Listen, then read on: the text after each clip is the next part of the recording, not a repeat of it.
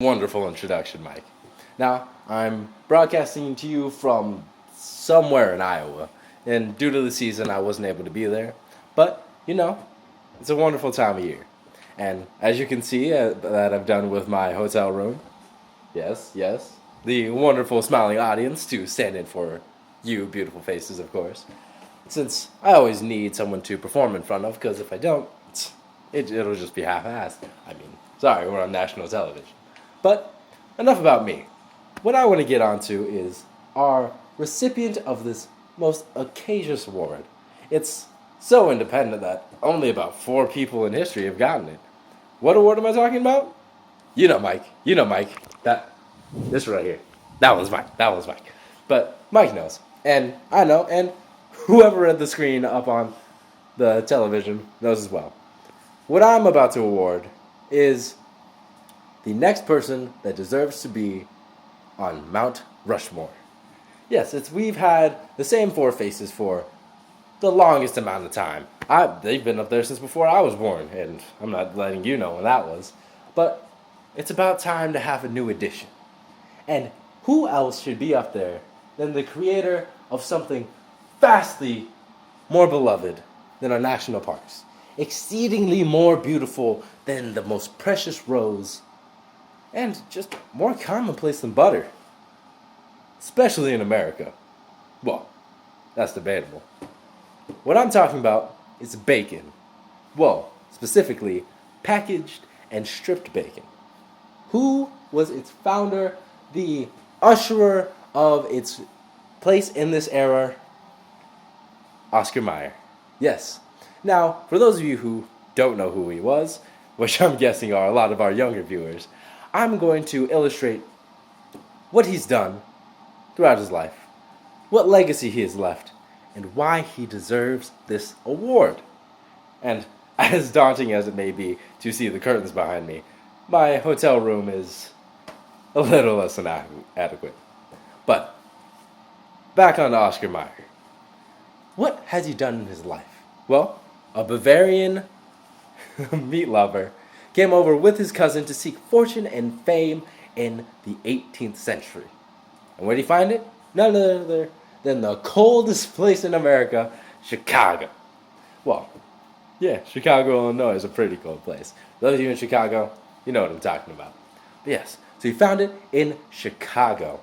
Moved out here with his cousin, was in the meat packaging business, understudy. He was an apprentice for 5 years. 5 miserable or wonderful years, we don't know.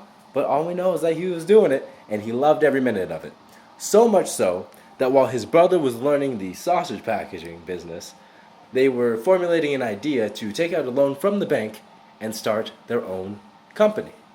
Now, as an example of just how gritty and opportunistic Americans are, his landlord didn't want to extend his rent because he wanted to use the meat market that they had established for himself, strictly because it was so prosperous. So what did they do? They took it upon themselves to expand their empire and go forward, eventually establishing what is now the Oscar Mayer Corporation, one of the largest meat packaging factories in all of America. They ship it, they make it, and you eat it. Now, what legacy has he left? Well, the Oscar Mayer Wiener song. Who doesn't know that? The Wienermobile, the classic and very stoic car owned by those at Oscar Mayer. And bacon.